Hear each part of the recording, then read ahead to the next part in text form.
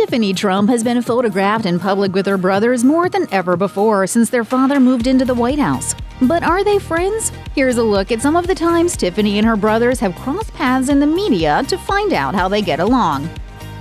Donald Trump has 5 children from 3 different wives. Don Jr., Eric, and Ivanka share a mother in Ivana Trump and grew up with her and Donald in New York City.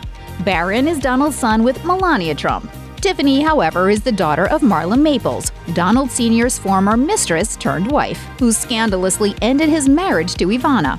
Donald Sr. and Marla Maples were divorced in 1999, and Maples moved with their daughter to California. While Donald paid $650,000 a year to Ivana in child support, he paid only $100,000 to Maples, who also got $1 million for herself and $1 million for a house as per her prenuptial agreement, according to Vanity Fair. Still, mother and daughter lived comfortably in California, though it made getting to know her siblings difficult for Tiffany and, if nothing else, created a highly distanced relationship. The Trumps are not the first family to squabble over a big inheritance, but they might be the first one to have discussed it on The Howard Stern Show. When Donald appeared on the Shock Jocks program back in 2005, host Howard Stern asked him if his kids were trying to bump off Tiffany, according to tapes obtained by Newsweek. Donald dodged the question until Stern finally cornered him, and Donald admitted it was true. Earlier in the interview, Donald made the point that every time he has another child, the inheritance goes down by 20%. So, of course, his kids would get upset. Only Don Jr. and Ivanka were mentioned during the interview, so no word on if Eric had tried to have his younger sister disinherited. Donald did deny, however, that Tiffany had put a hit out on Melania's then unborn baby Barron, though Donald did say, "Well, you know, it does cut up the pie as you keep producing," which might imply there's some financially induced resentment from Tiffany's older brothers. For some families, traditions are holiday dinners and summers at a lake cabin. For the Trumps, tradition means attending a prestigious Ivy League university. Donald Trump Sr. graduated from the University of Pennsylvania's Wharton School in 1968, a fact he mentioned no fewer than 52 times in speeches between 2015 and 2018, according to the Daily Pennsylvanian, the school's official newspaper. Don Jr. also graduated from the Wharton School where, according to People, he had a reputation for hard partying and drinking. Similarly, Ivanka graduated from Penn, so it was no huge surprise when Tiffany opted for Philadelphia's premier private school, despite living on the West Coast. After graduating with a double BA in Sociology and Urban Studies, according to Vogue, she opted to attend law school at Georgetown University in Washington, D.C. Georgetown, not coincidentally, is the alma mater of her older brother Eric. Long before Tiffany's booze-filled 27th birthday escapade in Miami made headlines, her reputation for enjoying adult beverages during the daylight was comic fodder. At least it was for her brother Eric, who appeared on Fox News in 2019 to defend a lawsuit his family had filed to stop a congressional subpoena of Trump family financial records. Eric said the request was overreaching and an invasion of privacy, claiming Congress was asking for trivial things like his bank records and documentation of how much his wife spent on baby formula. But Eric insisted the prying wasn't limited to himself. Ridiculing Congress's requests, he added, "I want to know how many beers Tiffany had on Friday afternoon in Georgetown. I mean, these are literally the things they're asking for."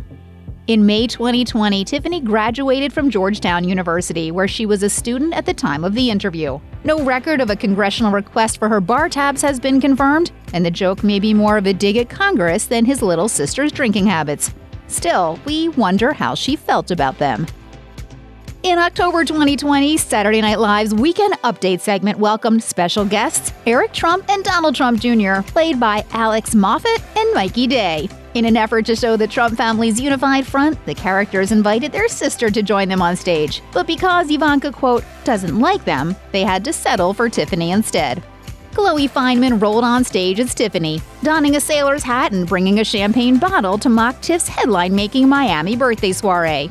She cracked a few jokes about partying without a mask and how stepchildren named Tiffany are supposed to get drunk in South Beach. Don, who is that lady? That's your sister, Eric. Wait, Tiff, I don't know if you and Eric have officially met. Though the sketch was obviously satirical, it demonstrated that the Trump brothers may not take Tiffany as seriously as they do their other sister. At least that's how it may appear to those on the outside looking in. even if they don't actually, as the sketch implied, call her not Vanka. Though her brothers didn't necessarily flock back to New York to work in the Trump real estate empire after college, Tiffany has shown interest in joining the family business. According to Vanity Fair, Don Jr. moved out to Colorado and lived out of the back of a truck before returning to New York in 2001 to join the Trump Organization. He and Eric now head the business, and Tiffany may be joining them sooner rather than later. During a 2016 interview with ABC News, which the older Trump brothers were also part of, Tiffany was asked if she was planning to work with her family. She responded, "Of course, I'm interested. I'm applying to law school though, so I like to bring a different kind of skill set to the company." President Trump seems excited at the prospect. When congratulating Tiffany on her Georgetown Law graduation in May 2020, he jokingly tweeted, "Just what I need is a lawyer in the family." With all of them working together, perhaps Tiffany and her brothers can forge the relationship they never had growing up.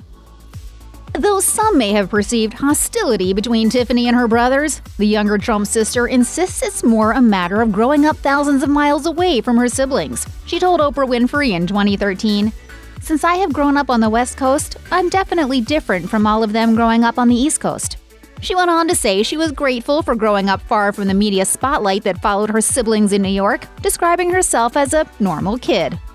A People profile backed her up, citing a source close to the family as saying there wasn't really a rift between Tiffany and her siblings. Rather, the insider claimed there was a separation of time and distance, because Tiffany grew up in a different time zone. But the same source admitted she was not as intimately involved with the family dynamic as her siblings, which may further the perception of Tiffany as an outcast. During a 2016 60 Minutes interview with the Trump family, the elder children had clearly defined roles as members of the Trump transition team, whereas Tiffany didn't say much. But the Trump kids would contribute toward their father's 2020 re-election bid years later. All the adult Trump children gave speeches at 2020's Republican National Convention, but outside the RNC, they've had decidedly different styles of campaigning for their dad. By 2020, Tiffany received great praise from some in the conservative media. The Washington Examiner trumpeted, "Tiffany Trump makes a much better case for the president than her brothers do."